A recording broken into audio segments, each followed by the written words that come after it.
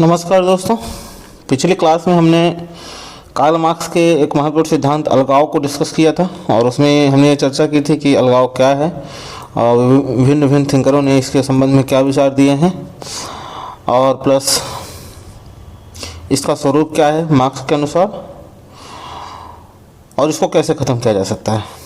आज हम चर्चा करेंगे कार्ल मार्क्स ने जो सिद्धांत दिया है उसकी आलोचना किस आधार पर की जाती है और फिर हम डिस्कशन करेंगे कि अलगाव का जो मूल्यांकन और निष्कर्ष किस प्रकार से होगा और उसके बाद इसकी प्रासंगिकता आज के समय में कितनी है और कितनी नहीं है। ठीक है, तो चलिए हम डिस्कशन स्टार्ट करते हैं। आलोचकों का मानना है कि मार्क्स ने अलगाव को सामाजिक मनोवैज्ञानिक विश्लेषण के रूप में प्रस्तुत किया है, लेकिन इसका आधार सिर्फ आर्थिक शोषण को बताया है। यहाँ पर देखिए, लेकिन समाज में अलगाव के अन्य कारण भी रहे हैं, जैसे जातीयता, प्रजातीयता, धार्मिक, राजनीतिक।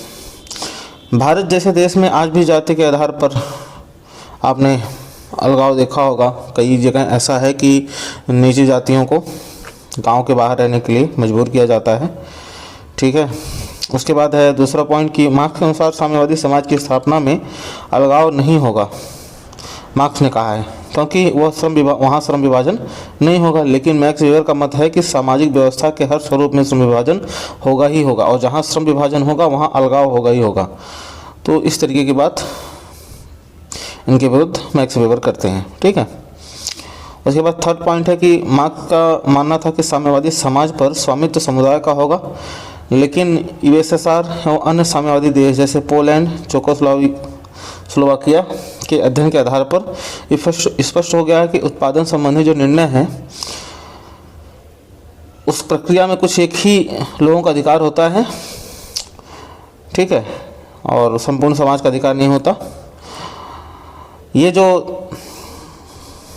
प्रक्रिया है यानी ये जो अनुसंधान है वो मेल्विन जिलासा, फ्रैंक पार्किन ने अध्ययन कर बताया था कि ऐसा नहीं है कि साम्यवादी समाजों में सिर्फ सारे समूहों का स्वामित्व होता है, बल्कि वहाँ पर भी कुछ ही लोगों का स्वामित्व होता है।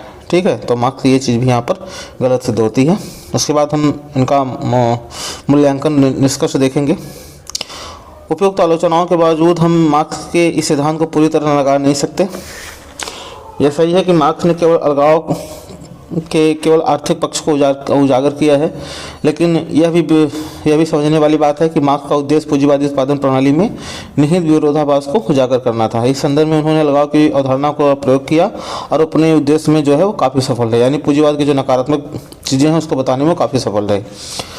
उसके बाद है कि मार्क्स का साम्यवाद स्वप्नलोकी है, लेकिन ये जो है यह एक प्रक्रिया कह सकते हैं या एक आदर्श समाज की स्थापना की व्यवस्था को सुनिश्चित करता है कि उस व्यवस्था को हम कैसे प्राप्त कर सकते हैं जिससे सामाजिक कल्याण अधिक से अधिक हो सकता है। ठीक है, उसके बाद अब हम देखते हैं इसकी प्रासंगिकता वर्तमान समय में है कि नहीं है। पहले हम बात करते हैं कि ये अप्रासंगिक है। तो कल्याणकारी राज्य के उदय के साथ साथ श्रमिकों के दशाओं में अत्यधिक सुधार हुआ है। अभी आप देख सकते हैं कि बहुत सारे लेबर कोड हैं, भारत में भी विदेशों में भी। काम के घंटे उस तरीके से नहीं रहे जैसे पहले होते थे, 16 17 घंटे। आज फिक्स घंटा है, 8 घंटे 9 घंटे लोगों को काम करना है। ठीक है, वो चीज़ देखने से लगता है कि ये मार्क्स का जो विचार है वो अप्रासंगिक है। ठीक है, उसके बाद मार्क्स का मत है कि श्रमिक का उत्पाद जो होता है, यानी श्रमिक जिसका उत्पाद करता है जिस प्रोडक्ट का, और उत्पाद की प्रक्रिया में उसका कोई स्थान नहीं होता है।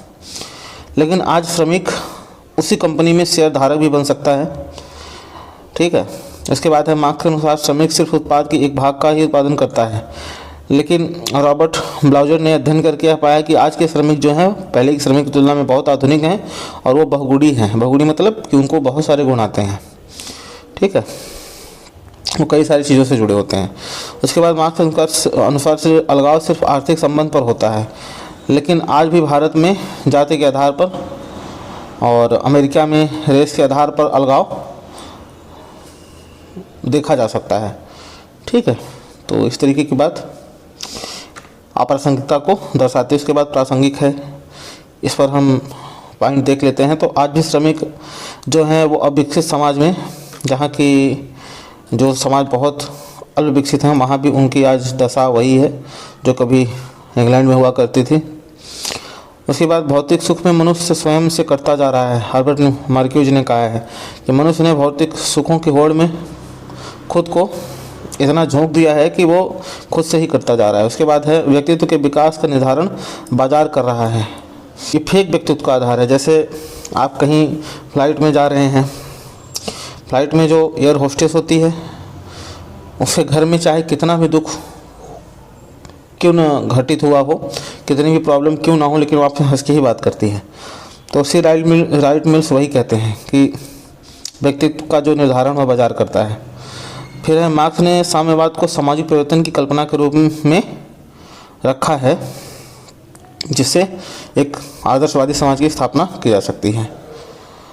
तो ये रहे हमारे आज का डिस्कशन का हिस्सा, और ये कल के डिस्कशन का एक दूसरा पार्ट है, क्योंकि वीडियो बहुत ज़्यादा लंबी हो जाती। तो हम अगली बार देखेंगे मार्क्स की जो उत्पादन विधि है वो क्या है, क्यों है, कैसे है। ठीक है, तब तक के लिए धन्यवाद।